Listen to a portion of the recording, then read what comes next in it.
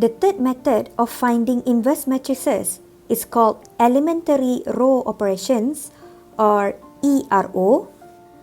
In order to compute ERO, you need to take note a few things. So, kita akan start dengan square bracket and then kamu akan tulis kamu punya matrix A palang I and then kamu akan rearrange sampailah kamu akan dapat square bracket I palang A inverse. Okay, so asal dia A dengan I. Tapi nanti bila kamu rearrange, kamu akan dapat I A inverse. So, the moment kat sebelah kiri ni kamu dapat I, bermaksud yang kat sebelah kanan ni secara automatik dia adalah kamu punya A inverse. So, ingat ya, kita punya aim adalah untuk dapat yang sebelah kiri ni dia akan dalam bentuk identity matrix I. So, kamu kena tulis dia supaya kamu dapat 1, 0, 0, 0, 1, 0, 0, 0, 1. Itu kalau dia adalah 3 by 3. Kalau dia 2 by 2, dia akan dapat 1, 0, 0, 1 sahaja. Okay? So, kat sini kamu boleh nampak kata, aim kamu adalah pastikan kamu punya diagonal sentiasa 1. Selain daripada diagonal, dia mesti tukar jadi kosong. Okay? So, itu aim kamu. The moment sebelah kiri ni dalam bentuk I, bermaksud apa saja yang sebelah kanan ni, this one automatic dia akan jadi kamu punya A inverse. So, straightforward nanti kamu boleh keluarkan A inverse kamu apa. So, in order to do ERO, please do this by column. Kamu start dengan kolom pertama, settlekan kolom pertama, kamu masuk kolom kedua, and then kamu masuk pula kolom yang ketiga. And for each column, make sure that the diagonals become 1, all the others become 0. So, bila kamu buat untuk setiap kolom, always buat diagonal dulu. Diagonal always tukar 1, and then baru tukar yang lain-lain jadi kosong. So, here are 2 tips when you do ERO. The first one is always to put your fingers on the rows when you do plus, minus, times or even division. Okay? So, guna jari kamu letak dekat row kamu yang kamu nak guna operation tu. Tambah, tolak, darab, bahagi. So, itu memudahkan kamu tahu kat mana kamu nak buat tambah, tolak, darab, bahagi tu. Okay? So, gunakan jari kamu. And the second one is, calculator is compulsory. For ERO, there are 3 operations that you can perform. The first one is to interchange 2 rows. This method can be used when you want to change diagonals to become 1. The second operation is when you multiply one row with non-zero constant. Maksudnya, katakanlah kamu ada row yang kedua. Row kedua ni semua dalam tu, kamu darab dengan constant yang bukan kosong. And sama juga, kamu boleh guna teknik ni bila kamu nak tukar diagonal jadi 1. And the last operation is to add one row with a multiple of another row. Kamu ambil satu row, kamu tambah dengan lagi satu row. This method can be used when you want to change others to become 0. Let's do example 7, question 1. Find the inverse of matrix A given. So note that in order to find A inverse, there are 3 methods. The first one is a join method. The second one is by using property.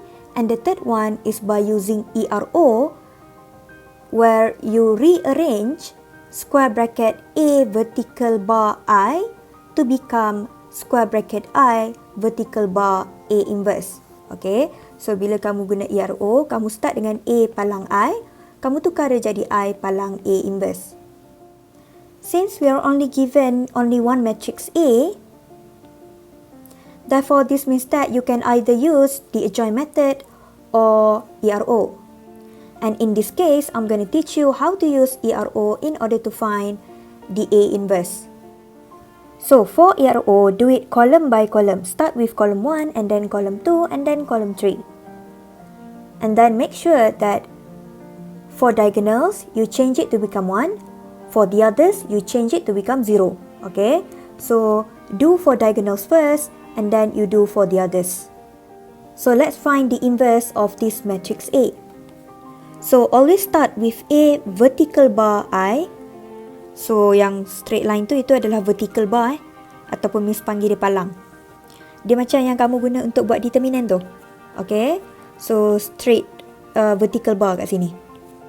Okay, so just substitute A and I.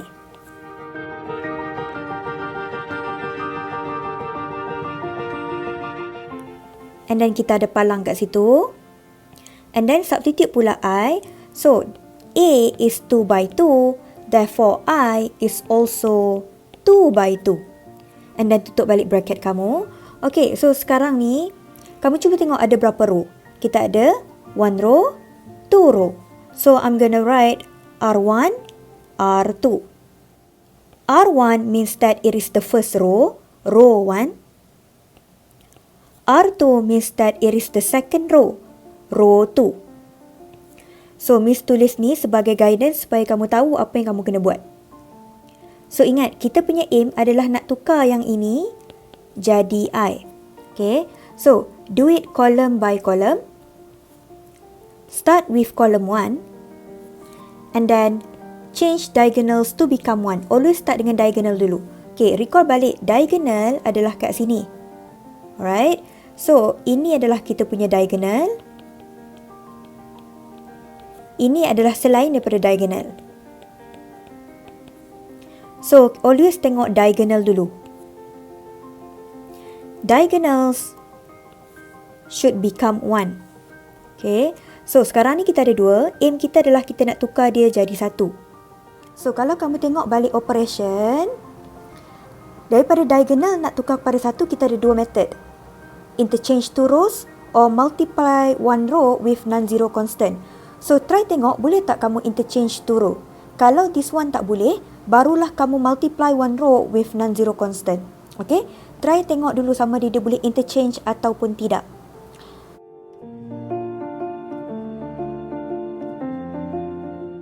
So diagonal is 2 here. So kita nak dapat diagonal kita 1 kan? Kalau kamu perasan, pada row yang kedua dia ada 1 ni. So we can interchange row 1 with row 2. So ini maksudnya kita tukar R1 dengan R2. Ini maksud simbol interchange. Swap row 1 with row 2 in order to get the new R1. Okay, so ini R1 yang lama. Kita nak dapat R1 yang baru. So R1 yang baru, simbol dia adalah R1 star. Ini maksudnya the new R1.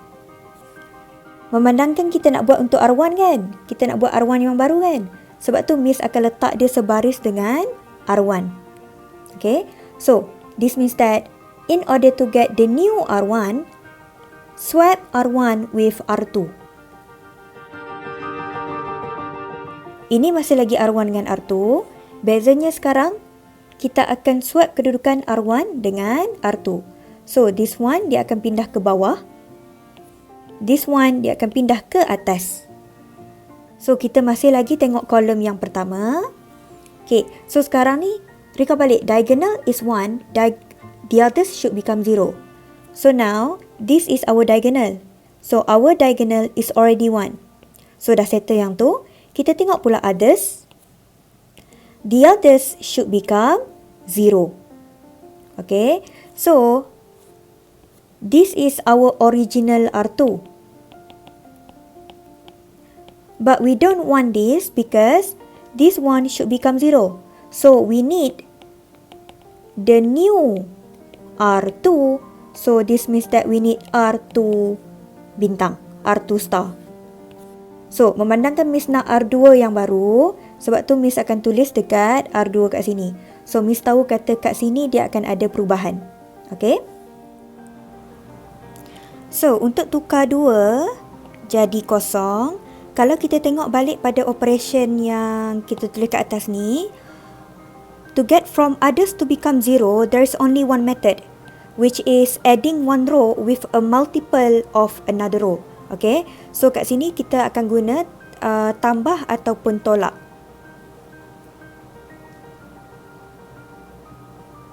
So, bila kamu nak buat guna operation yang tu, ini kan R2 kan? Straightforward terus letak R2 kat sini. Okay, kalau kat sini R3, this one pun mesti letak R3. Dia mesti follow. Ini 2, ini pun 2. Okay, yang kat belakang ni, kamu mesti letak yang kamu punya diagonal. Yang belakang ni mesti kamu punya diagonal. And in this case, our diagonal is here, which is R1. So, I'm gonna write R1 here. So, dapatlah macam ni. Okay, kita nak 2 ni untuk jadi kosong kan? So, daripada 2 nak jadi kosong, guna tambah tolak. Cara dia adalah 2 tolak 2. Dapatlah kosong. So, kita kena tolak dengan 2 kan? Kat sini pun kita letak tolak 2. What if you have here is 3 and you want to change it to become 0?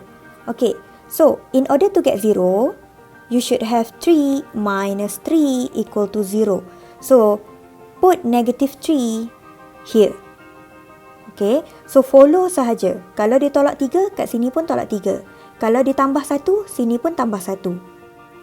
So, in order to get the new R2, you need to use R2 minus 2 R1.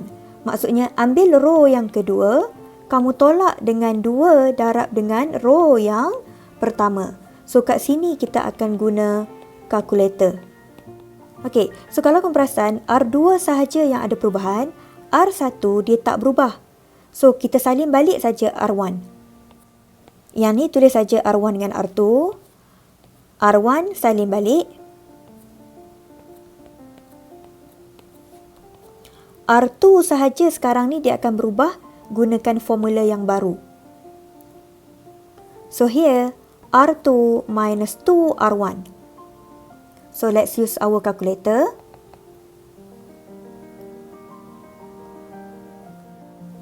Bila kamu nak buat yang ini, kamu mesti buat column by column. Kamu buat untuk yang ni, this one dengan this one. Okay, so let's do this one first.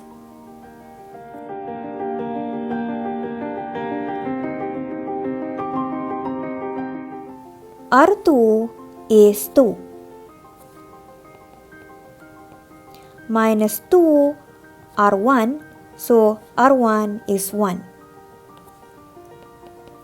So, nanti dalam kalkulator, kamu tulis 2 minus 2 times 1. And the answer is 0.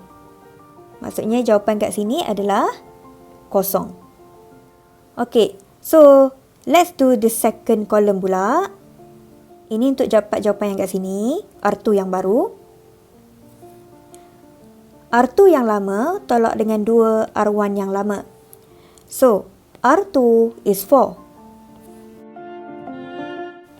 R1 is 5.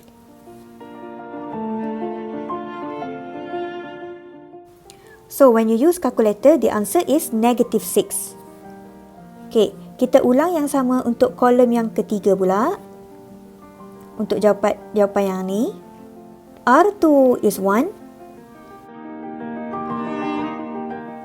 R1 is 0. And the answer is 1 for this one here. And for the last column, in order to get this answer, R2 is 0. And R1 is 1. And the answer is negative 2. So, dapatlah R2 yang baru. Okay. So, ini untuk kolom yang pertama. Ingat, do column by column and then diagonal mesti 1, others must be 0. So, in this case, this one dia dah settle dah semua. Maksudnya, kita masuk pula kolom yang kedua. Okay, so bila kita buat kolom by kolom, always tukar diagonal dulu, tukar jadi 1. Barulah yang lain-lain tukar jadi kosong. So, kalau kamu recall, diagonal dekat sini kan? So, this is our diagonal. So, change negative 6 to become 1. Since we need to get diagonal to become 1, is either interchange 2 rows or multiply 1 row with non-zero constant. So, kita cuma akan interchange 2 rows kalau kamu ada 1. Okay? So, kalau kat situ dalam kolom tu ada 1 dan kamu boleh tukar kamu punya row, kamu guna operation yang this one. Tetapi, kalau ini tak ada, kamu tak ada 1 dalam kolom tu, Maksudnya kamu kena multiply one row with non-zero constant. Let's see if we can do interchange two rows. Okay, so kita tengok dekat kolom kita ni, ada tak nombor 1 dalam kolom ni? Tiada kan? 1 kan? So ini maksud kita tak boleh buat interchange. So we cannot use this operation. This means that we need to do the other operation where you multiply -6 with a constant that is non-zero. Okay, so kamu kena ambil -6, kamu kena darab dengan something supaya kamu dapat 1. In order to get -6 to become 1, you can take -6 divided by -6. That will give you 1. So this means that row 2 here should be divided by -6. Or you can write times 1 over -6. So the new R2 is 1 over -6 times R2. R1 dia tak berubah, so kita salin balik saja.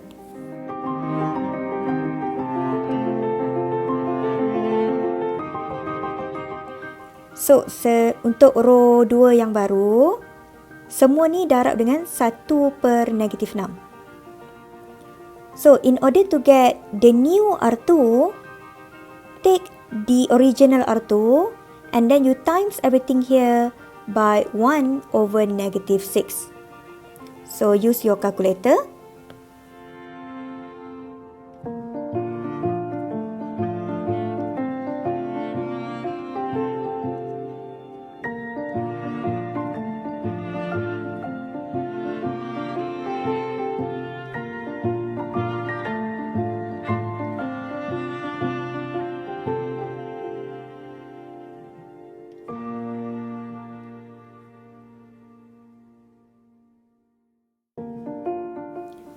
And dapatlah macam ni. Okay.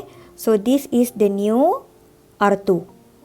Okay, tapi tak habis lagi. Kita masih lagi tengok kolom yang kedua. So, always tengok diagonal dulu, baru tengok others. Our diagonal is already 1, so that dah settle. Others must become 0. So, kita perlukan R1 yang baru. Whenever you want to change the others to become 0, in this case 5 to become 0, kamu cuma boleh guna tambah tolak sahaja. Okay, so kalau kat sini R1, kat tepi ni pun letak saja R1. And then yang kat belakang ni mesti kamu punya diagonal. Okay, so sekarang ni kita tengok kolom yang kedua kan. So diagonal kita adalah yang ni. In this case, our diagonal is in R2. So dia kena letak R2 kat belakang ni. So, what do we put here in the middle? Okay, kita nak tukar 5 jadi kosong guna tambah tolak. So, the only possibility is 5 minus 5 equal to 0. So, since this is -5, this is also -5. This means that in order to get the new R1, take R1, you minus with 5 times R2. So, use calculator. R2 salin balik. So, let's do the first one here. In order to get this answer, we need R1 minus 5 R2. So, R1 is 1. R2 is 0. And the answer is 1. To get the answer here, we need to do for the second column. And we apply R1 minus 5 R2. R1 is 5. And R2 is 1. Hence, the answer is 0.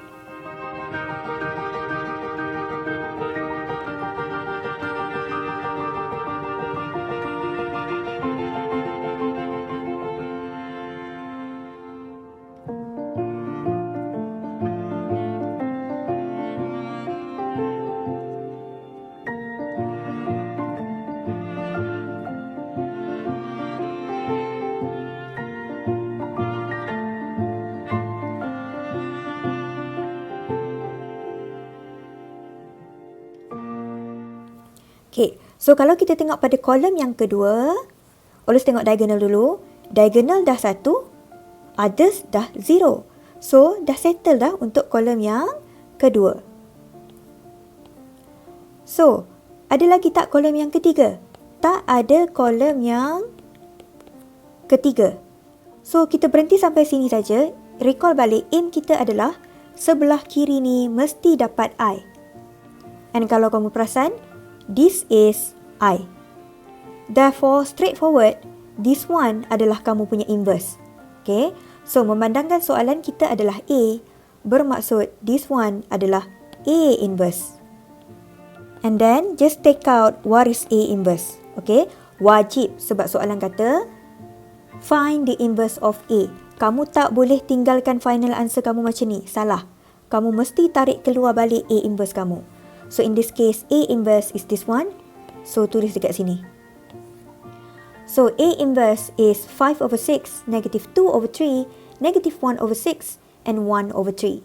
So, this is how you find A inverse by using ERO.